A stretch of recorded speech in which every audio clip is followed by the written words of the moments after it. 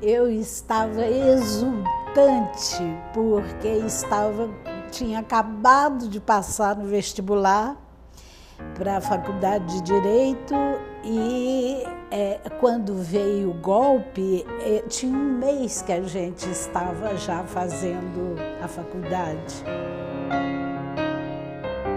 Havia rumores que o CCC, o Comando de Caça aos Comunistas, iria atacar a faculdade, incendiar a faculdade, como fez com a UNE.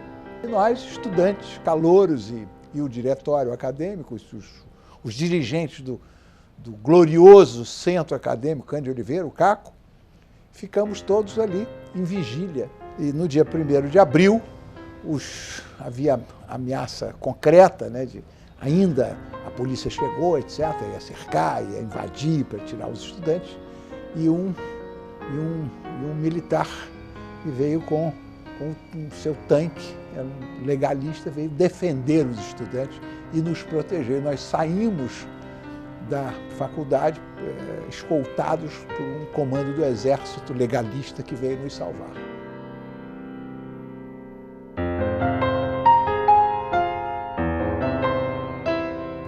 Em 64, que foi o ano do golpe, né, eu ainda era secundarista, estava num colégio de freiras, mas lá se discutia política, então eu lembro que eu era uma pessoa já à esquerda, mas não com uma participação política, porque eu era ainda uma estudante. Então eu saí e já fiz vestibular e fui estudar na UFRJ. Ia haver uma manifestação pública de intelectuais, sindicalistas, estudantes de apoio ao governo. Então eu, curiosamente, fui mais cedo para ouvir. Logo depois, praça cheia, apareceram os tanques do Exército descendo a Rio Branco. O povo aplaudiu os tanques. Esses tanques, quando o povo aplaudiu, viraram os canhões e as metralhadoras contra o povo que aplaudia.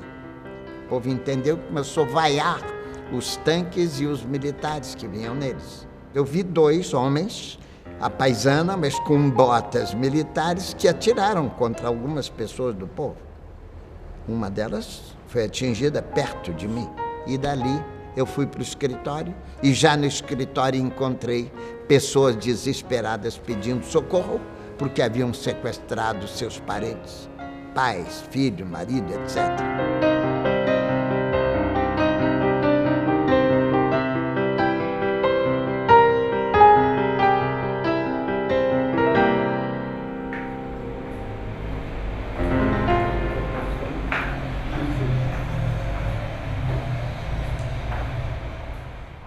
Eu fiz o vestibular em Juiz de Fora, onde eu morava, em 64. Só em 66 que eu vim para o Rio de Janeiro, porque eu vi uma matéria de capa numa revista chamada Realidade. Na capa tinha o Sobral e tinha páginas e páginas sobre a história dele. Eu fiquei tão fascinada por aquele advogado que eu falei para minha mãe: mamãe, eu vou para o Rio de Janeiro e vou trabalhar com esse advogado. Minha filha, você não conhece esse homem, como é que você vai fazer? Eu falei: eu vou pedir a ele. E fiz isso. Meu pai era um democrata, com essa experiência pessoal de enfrentar, né, essas lutas, a defesa da democracia a vida inteira, desde moço e como advogado. Então, ele, inteligentemente, ele me enchia de trabalho. Comecei a trabalhar no escritório, ele me dava trabalho, dava processo para fazer, então ele me estimulava para a advocacia. E eu acabava sendo um pouco da interface, né, dos perseguidos da minha geração, né, que por meu intermédio tinham acesso aos advogados.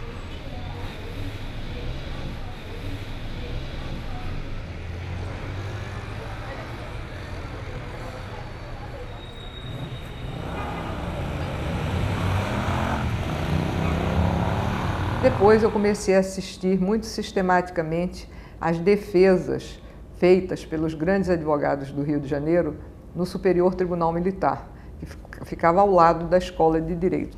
Eu ia lá assistir às defesas do Heleno Fragoso, Modesto da Silveira também, já tinha uma advocacia muito grande. Modesto foi certamente o advogado que teve o maior número de casos no Brasil.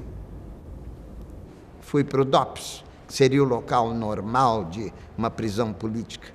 Chegando lá, nem entrar eu pude, e antes de mim, nem o Sobral Pinto, que já era um nome nacional e até internacional, nem ele entrou, não pôde entrar. Então, a partir dali, me dirigi a ele, conversamos e fomos cada um para o seu escritório fazer habeas corpus, porque naquela altura ainda havia habeas corpus, tentando salvar vidas de desaparecidos, porque preso político você não sabia quantos e quais. Eu só tinha os poucos dos familiares que me deram no meu escritório. O Modesto foi procurado sempre nas primeiras horas da maior parte de presos, por exemplo, pelo menos de pessoas que foram perseguidas e presas no Rio de Janeiro, e que as famílias precisavam que fosse descoberto, que fosse um advogado àqueles centros de tortura e de extermínio para onde as pessoas eram levadas, indicando, aparecendo lá, batendo na porta, dizendo: eu sei que ele está aqui, para evitar que ele fosse morto. O CACO foi fechado, foi instaurado um inquérito policial militar, havia um coronel do Exército que ia todo dia, ocupou a sala dos professores, os professores foram expulsos da sala e ele tomava depoimentos dentro da faculdade, né? Qualquer movimento que se fazia, um discurso na turma, um protesto, uma coisa, a pessoa recebia uma intimação para depor.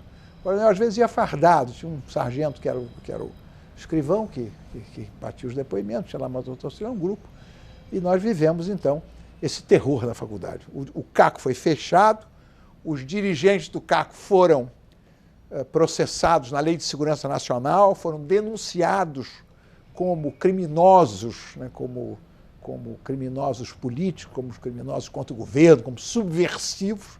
Essa denúncia foi para a segunda auditoria do Exército e meu pai, Raul Lins e Silva, ele fez um habeas corpus para o presidente do CACO no Tribunal Militar e foi concedida a ordem para trancar a ação penal e depois estendida a todos os denunciados do chamado IPM do CACO. Quando o golpe veio, quem é que foi preso? O trabalhador, que era sindicalista, era sindicalizado, enfim, todas as categorias aí que estavam defendendo as reformas de base, que estavam na luta política. Aquilo deu lugar a grandes processos, com um número muito grande, processos envolvendo 100 pessoas, mas depois de uma leva de intelectuais que começaram a ser perseguidos também, de estudantes que começaram a ser perseguidos. E uma das nossas tarefas era ir a esses locais de morte e tortura, verificar e reclamar um contato com essas pessoas. Em alguns casos já sem sucesso. E eles sequestravam como se fossem bandidos também. E aí sequestrou, a família logo corria a nós, família, amigo, parente, corria ao escritório. Eu, por exemplo, e os outros deviam fazer algo semelhante. Primeiro, eu espalhava entre os meus presos, em qualquer quartel ou distrito policial, dizendo: olha, foi sequestrado um jovem, assim, assim, assim. Às vezes levava até a fotografia e dizia: ó, fique de olho, se vocês virem esta pessoa, o nome dela é tal, o apelido dela, ou o codinome, como diziam, é tal. E se vocês ouvirem falar, foi presa tal dia, tal hora, em tal lugar, qualquer informação, eu volto aqui e você me diga. E então a gente descobria e aí peticionava o juiz daquela área, peticionava dizendo: olha, todo indício é de que ele foi levado para tal lugar assim, assim, e requeria o juiz para pedir informações, se ele realmente estava preso lá, quando, onde, etc., né? E com isso nós criávamos uma espécie de habeas corpus. Os juízes corretos pediam informações.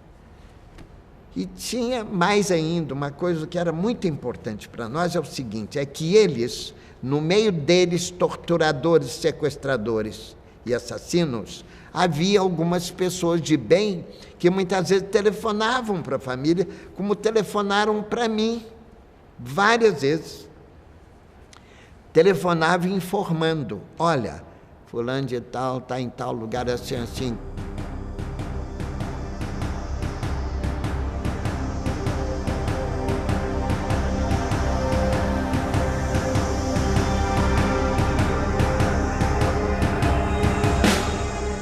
Em 1972, eu fui procurada pela família da Isis Dias de Oliveira, que tinha sido presa aqui no Rio de Janeiro. Imediatamente eu fiz um habeas corpus, embora não tivesse mais habeas corpus por causa do AI-5, era o meio que a gente tinha de fixar a data da prisão e de contar o prazo para quebra de incomunicabilidade. Para encurtar a história, eu fiz 5 habeas corpus, cobrindo todas as 12 circunscrições judiciárias militares que havia no Brasil naquela época. E todos vieram negativos. E foi uma situação extremamente aflitiva, porque aquilo já era um sinal de que ela era uma desaparecida. Naquela época, todo jovem era visto pela repressão com suspeita. Se fosse jovem com barba, então, era barbudo, mais suspeito ainda, estava imitando Fidel Castro. Se tivesse livro embaixo do braço, pior ainda, porque era um cara que estudante universitário é sempre perigoso. E esse rapaz somava tudo isso. Ele tinha barba, era jovem, livro embaixo do braço, perto da universidade. Pronto, o DOPS pegou ele no caminho e levou para lá. Muito bem, levou e está lá, maiores gritos para ele falar logo, conta tudo que você sabe e mais, e fala quem é o espião russo que está em Recife, fala logo antes que ele fuja. Bom, e o rapaz não sabia de nada, não, está aqui, ó, Mayakovsky, não sei o quê. Mayakovsky, estava escrito na anotação, ele explicava, não, eu sou estudante de literatura e me deram um trabalho para fazer do Mayakovsky. Explicava e ele não acreditava. E diga logo onde ele está aí, coisa, né? Aí, começando a espancar o rapaz, o titular da delegacia ouviu aquilo e veio para saber, para ajudar, para dar ordens. Chegou, aí ele falou, e aí, o que há? Ele falou, vê, chefe, olha aqui, o cara está aqui com um espião russo em Recife, e não quer dizer onde ele está, nem dá nada sobre ele, falando que é negócio de estudo. Aí o chefe olhou e falou, e ele ouviu, né? Seu burro, você não vê que são 2 espiões? Um é um brasileiro chamado Maia, o russo é o Kovsky, são 2, ele tem que dizer os 2 onde estão, antes que fujam. A ditadura, né, tinha essa faceta surrealista, né, que hoje a gente acha graça, mas que na época era assustador, né, porque as coisas que hoje não fazem o menor sentido, naquela época faziam e davam cadeia.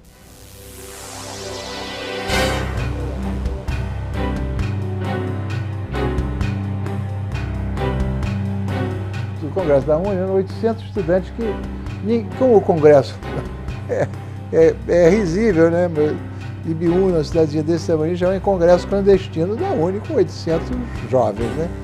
E a polícia foi lá e prendeu todo mundo. Só que as pessoas que tinham ido para o congresso, nenhum desses jovens disse em casa que ia para um congresso clandestino, cada um deu sua desculpa. Então, de repente, os filhos e as filhas não voltaram para casa do fim de semana, que disseram que iam para Búzios, que iam para cá ou para lá, ou das diversas desculpas que ofereciam. Então, havia um desespero das famílias, porque não se sabia também quem estava preso. E eu tinha, então, esse ouro, né, que era a lista dos presos. As pessoas vinham ao escritório, os pais, mas esse é o nome da minha filha, está aí, estava e tal. E com base ali, a gente começava a disparar. Naquele tempo tinha habeas corpus. Começamos a disparar os habeas corpus contra essas prisões, etc. E o Supremo, que chegou até o Supremo deu todos os habeas corpus em favor, para soltar os que permaneceram presos.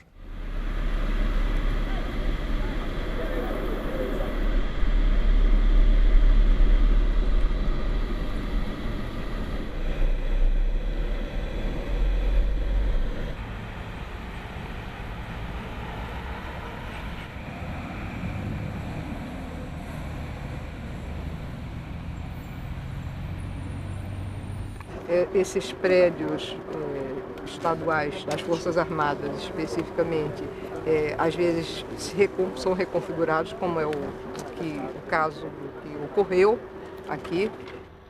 Mesmo tendo sofrido algumas alterações, algumas mudanças, reconfigurações, foram os locais a que se referem as pessoas que existiram como vítimas. Seria interessante que o grupo se deslocasse junto pelos locais, né? Porque facilita, inclusive.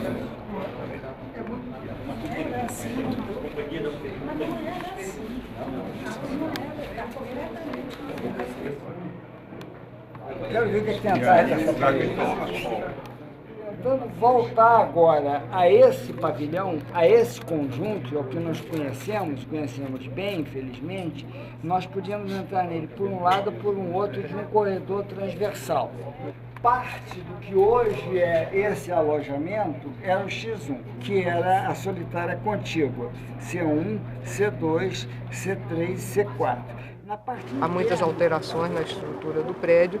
De todo modo, a participação de muitas vítimas de fatos que ocorreram aqui, e muito particularmente de um processo que teve o nome de 19 da VAR Palmares, está relacionado com a morte de 2 militantes da VAR Palmares, um chamado Severino Viana Colom e o outro chamado Chael Schreier.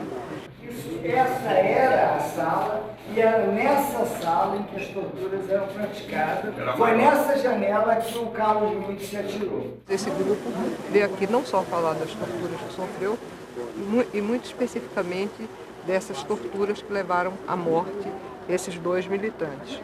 Né? E aproveitando para fazer um reconhecimento desse local como um centro de tortura e morte. Por aqui passaram a Antônio Roberto Espinosa, que está presente, Aretusa Rabelo Garibaldi, que foi sequestrada junto comigo e com a minha namorada na época, com 16 anos, general. Ficou 42 dias aqui.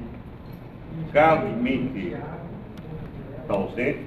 Dalila Senira da Costa está no Rio Grande do Sul, quase cega. Delcio José Ribeiro Façanha, está em Guelph, não pôde vir. Francisco Galvão sou eu. Januário José Pinto de Almeida, falecido. Jair Valvite Cardoso.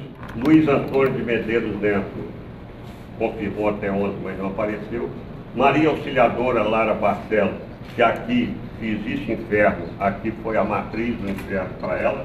Dodora era uma estudante de medicina de Belo Horizonte, que se sensibilizou com isso, ouvindo contar histórias como daquelas freiras italianas que estavam lá e acabaram sendo expulsas do Brasil porque a líder era italiana, coisas assim.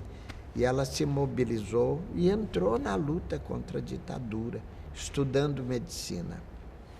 E nessa luta, ela foi também presa num chamado aparelho, né, um local onde eles estavam reunidos numa casa.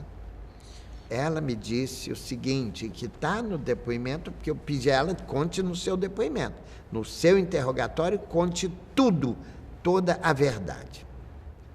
Fomos levados para o DOPS, nos sacaram a roupa e fizeram uma série de torturas, espancamento, teléfono, não, ainda não. Teléfono, espancamento, palmatória, bufetadas, teléfono. Sí. A mí me hicieron torturas sexuales. ¿De qué tipo? ¿Puedes describirlo? Porque no, me sacaron la ropa y empezaron a hacer simulaciones de actos sexuales, llamaron todos los funcionarios del DOP. ¿Cuál es el DOP? Me dejaron en pie cerca de 3 horas. Social. Departamento de Orden Política y Social. Sí. Es una de las secciones de la policía. Después, ellos fueron espancados en mi frente otra vez y yo también. Después de esto, fui sometida a choques eléctricos y me dejaron en el piso con baldes de agua consecutivos sobre el cuerpo. Eu quedei lá mais de 2 meses, então eu veia todo dia torturas. Então ela disse o seguinte: eles me obrigaram a acompanhar toda a tortura e assassinato do Chael Schreider na minha frente, me obrigando a olhar. Quando eu desviava os olhos, eles me obrigavam a ver e eu vi. Foram torturando e dando uma verdadeira aula de tortura na medida em que eles diziam: aqui dói pouco, aqui dói muito, aqui mata e tal. E foram torturando o Chael até a morte. E ela tendo que ver. No final, eles disseram a ela: agora você vai e fala, e tudo em palavrões, hein? Eu estou usando linguagem normal. Eles usavam fala para aquele vagabundo do seu macho, coisas assim. Diga que se ele não disser o que a gente quer saber aqui, ele vai passar pelo mesmo processo e você vai ter que ver. E você será a seguinte. Aí fizeram tudo aquilo até matar o Chael na frente dela. E a Dodora, ela não saiu por via de habeas corpus, que não existia, não saiu. Ela saiu por troca de sequestro de embaixador. Eu não me lembro de qual deles, qual do sequestro de embaixador, mas aí ela foi nomeada pelos sequestradores para que ela fosse entregue naquele grupo que foi embora do Brasil. Houve vários casos desses, dos 40, dos 70, houve vários casos assim, né? Aí a Dodora, então, foi para a Alemanha, e lá na Alemanha ela não conseguia conviver com tanta maldade humana quando ela era uma sonhadora, e por isso escolheu medicina para fazer o bem à humanidade, né? Escolheu para ser uma verdadeira missionária da saúde, e ela não conseguia entender por que o ser humano é capaz de haver ser humano daquela maneira.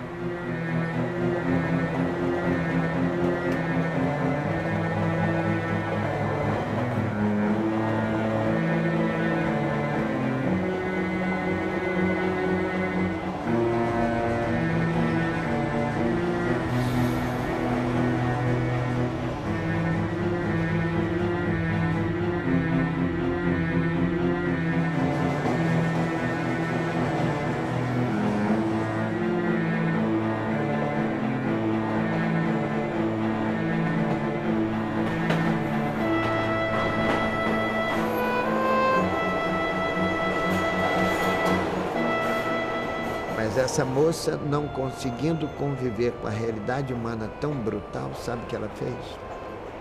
Ela se matou, se jogando na frente de um trem de metrô em Berlim, depois de ser o primeiro lugar entre 700 e tantos estrangeiros. Ela não conseguia conviver com aquela realidade e se matou lá. Quero recordar 3 companheiros que se foram na flor da idade. Carlos Alberto Soares de Freitas. Beto, você ia adorar estar aqui conosco. Maria Auxiliadora Lara Barcelos. Dodora,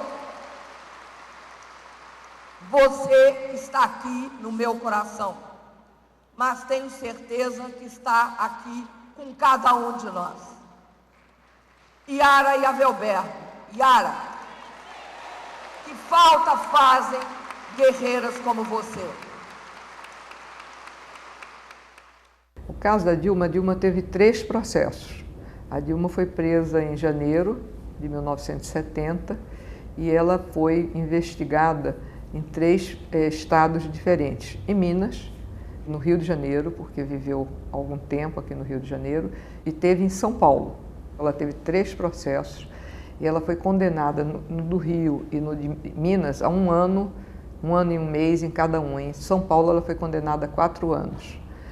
Esses processos subiram para o tribunal e nós conseguimos que o de São Paulo fosse entendido como uma questão que já tinha sido julgada num dos processos anteriores.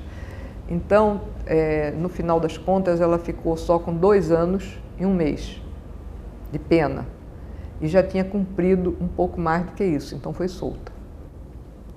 Aquela foto famosa é no Rio de Janeiro, inclusive eu estava naquele dia na auditoria com ela.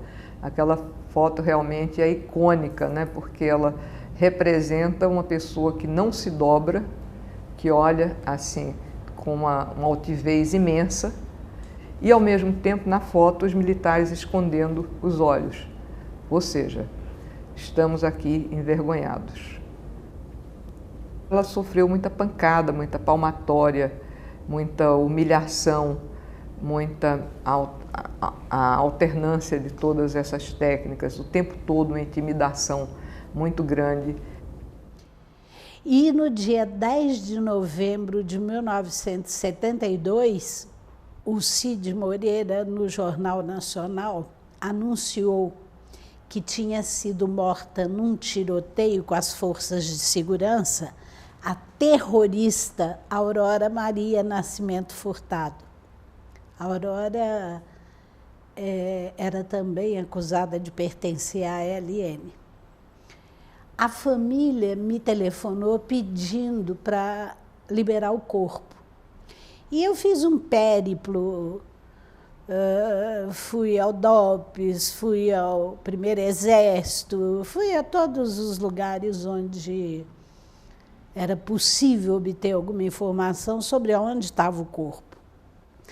Até que, ao sair do DOPS, um policial que me conhecia desceu no elevador comigo e cochichou a notícia de que ela estava no cemitério do Caju, já com o corpo liberado.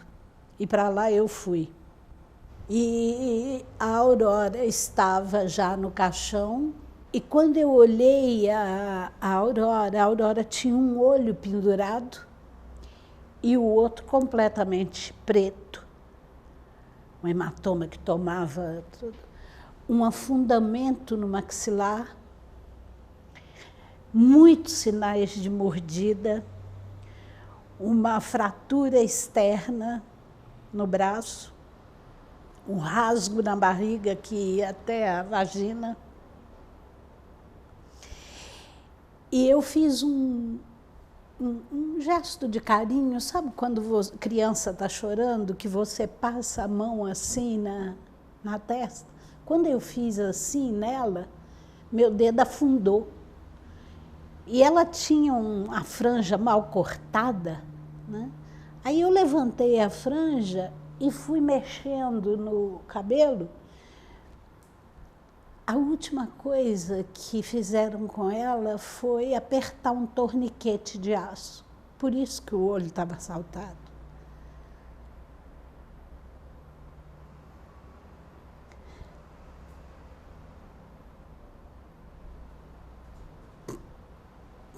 Desculpa.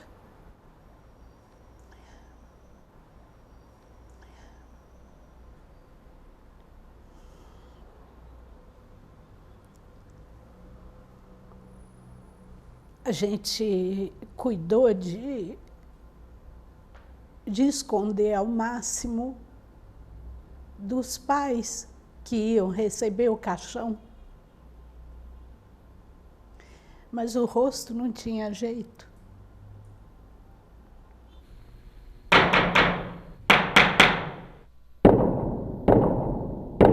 As auditorias são uma espécie de varas criminais das Forças Armadas.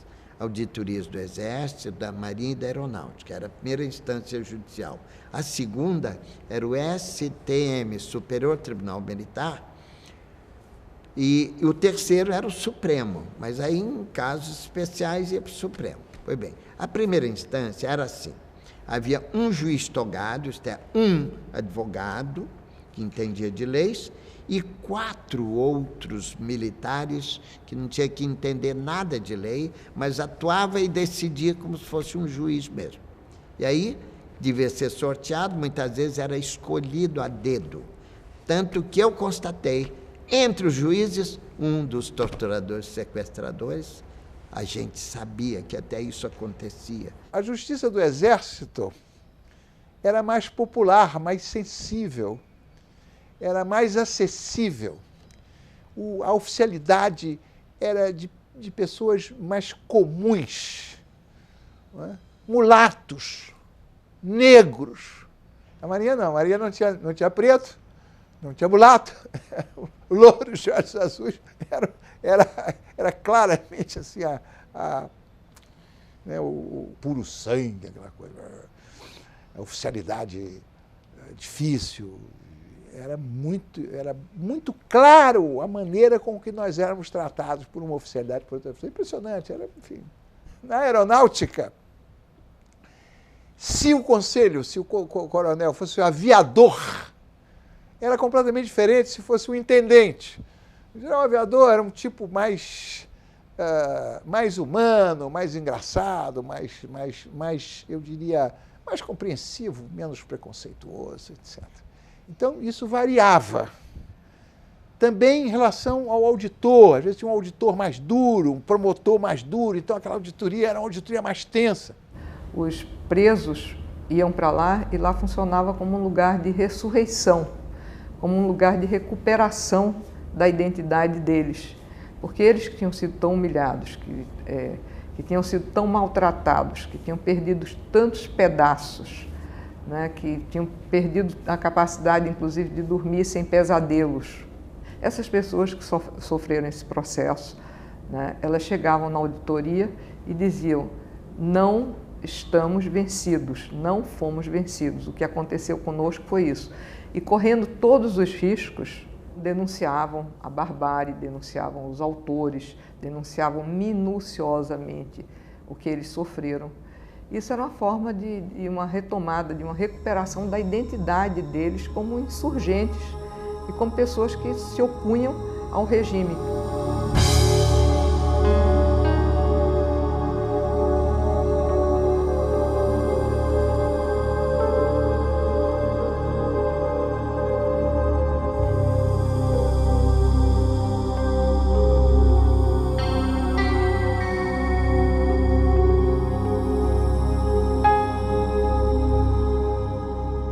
Sempre eu dormia na minha própria casa, mas normalmente sim, dormia às vezes num parente, um amigo, quando eu sentia que a onda de sequestro de advogados vinha tudo em onda.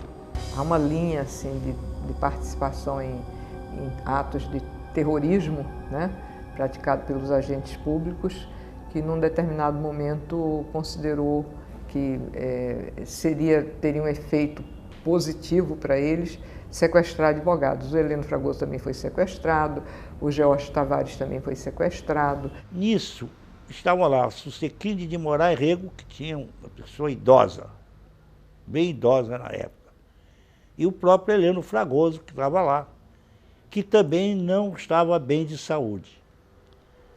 Por causa disso, no dia seguinte, o Susequinde começou a passar mal. Mal, estou passando mal, vou morrer. Eu comecei a berrar. Nisso veio um militar, não estava fardado, mas senti que era militar, e disse: você pare de berrar aí, continuar berrando, vou entrar aí e vou lhe dar porrada. Me lembro que o Major Halfeld, que veio me dar ordem para que eu vestisse o uniforme de presas, e eu disse para ele que eu não ia vestir, que eu era advogada, eu tinha direito à prisão especial, eu não ia vestir. E ele falou comigo: doutora, se a senhora não puser o uniforme, a senhora não vai poder ficar aqui no DOPS. Eu vou levá-la para o quartel, e a senhora sabe como é que é o tratamento no quartel. Pergunta se eu fiz xixi de puro medo. Me sequestraram da minha casa, me levaram para o DOI-CODE da Rua Barão de Mesquita, para onde vários outros advogados também foram sequestrados, né? Pelo menos uns 8 advogados só do Rio de Janeiro fomos sequestrados para esse efeito. E e muito torturados psicologicamente, não fisicamente, porque eles até avisaram. Marca não, quer dizer, não podia deixar Marca em advogado, porque senão teria que matá-lo, sumir com ele. Era um aparelho do DOI-CODE, era um aparelho clandestino. Era uma delegacia de polícia desativada, ficaram nos cárceres dessa delegacia lá por um tempo. A prisão nunca foi reconhecida, foram soltos assim, corre e não olha para trás. E nunca se admitiu essa prisão, era prisão paramilitar, a prisão de bandidos travestidos com os uniformes das Forças Armadas. Naquela época eu não tinha tempo de ter medo, não tinha tempo de problematizar essa questão da minha segurança e do controle, né, da vigilância que eu sofria. Talvez um advogado que teve 2 casos só de perseguidos e de presos políticos, ele pudesse ter certas preocupações se o telefone dele estava sendo controlado ou qualquer coisa assim. Não era uma coisa assim para ganhar dinheiro, era uma coisa para salvar vidas. Lá em São Paulo, você somava nos dedos da mão, das 2 mãos, os escritórios de advocacia que aceitavam defender presos políticos. Era uma defesa difícil, era uma defesa mal remunerada, era uma defesa feita, muitas vezes, por idealismo, tá certo? E os advogados tiveram um papel preponderante. Havia um julgamento na 2ª Auditoria de Exército, ali na Praça da República. Éramos vários advogados, eu devia ter uns 10 anos de formada, e o doutor Sobral estava caminhando no corredor. Tinha os militares da escolta dos presos que estavam com metralhadoras. E eles tinham que ficar em posição de sentido segurando a metralhadora. E eu só ficava imaginando se desse sono e a metralhadora caísse, a gente ia morrer. Aí eu fui ficando aflita. Quando eu vi o doutor Sobral para lá e para cá no corredor, eu fui lá e falei, doutor Sobral, eu não sei de onde a gente tira tanta coragem. Aí ele olhou para mim e disse, não tem nada a ver com coragem não, minha filha. Tem a ver com indignação.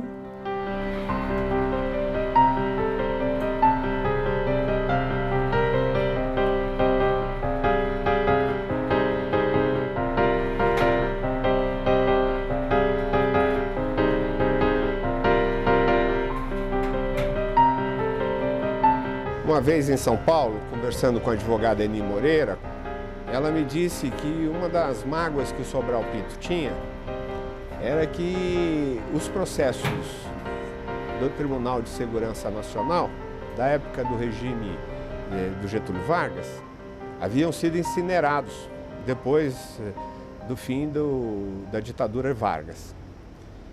E que nós estávamos avançando na luta democrática e provavelmente ia acontecer o mesmo com os processos das auditorias militares. Em 1978, eu fui escolhida para ser a presidente fundadora do Comitê Brasileiro pela Anistia.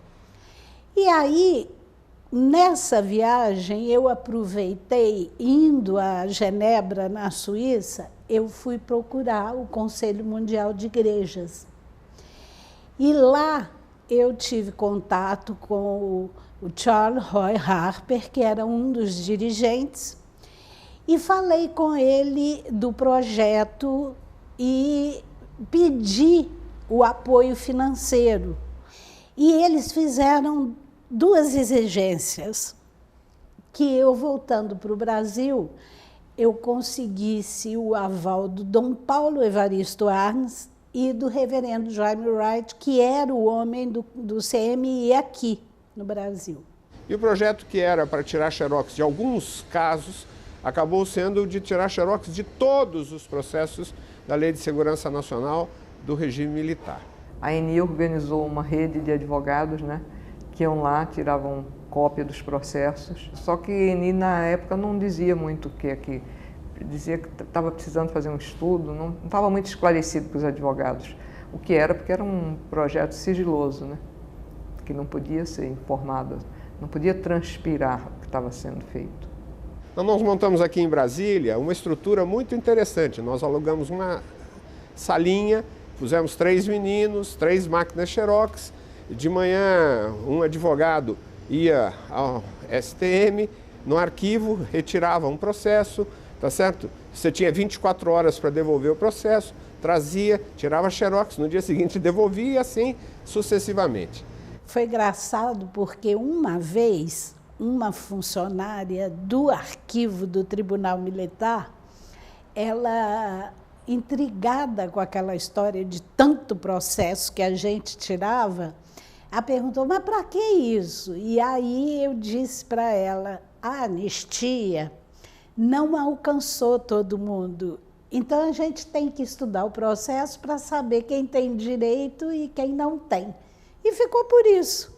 Nós fizemos um pequeno livro que chama-se Brasil Nunca Mais e fizemos um grande trabalho com 5 grandes volumes que são as análises que nós fizemos de todos os processos da Lei de Segurança Nacional. Tanto que eu considero o projeto Brasil Nunca Mais como a primeira Comissão Nacional da Memória e da Verdade.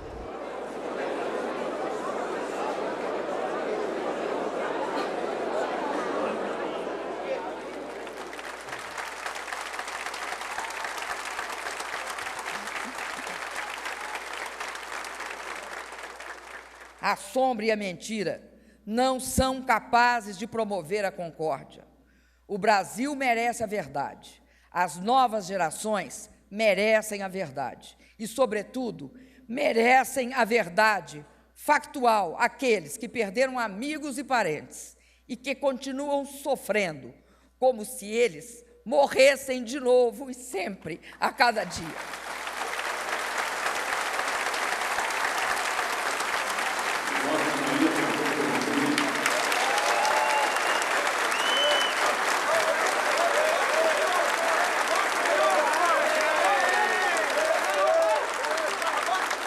Pessoas com 40 anos, com 30 e poucos anos, né, que estavam envolvidos na luta política, e eles tiveram assim, um grande amadurecimento no sentido de querer se sentirem responsáveis pelo que acontecia no país.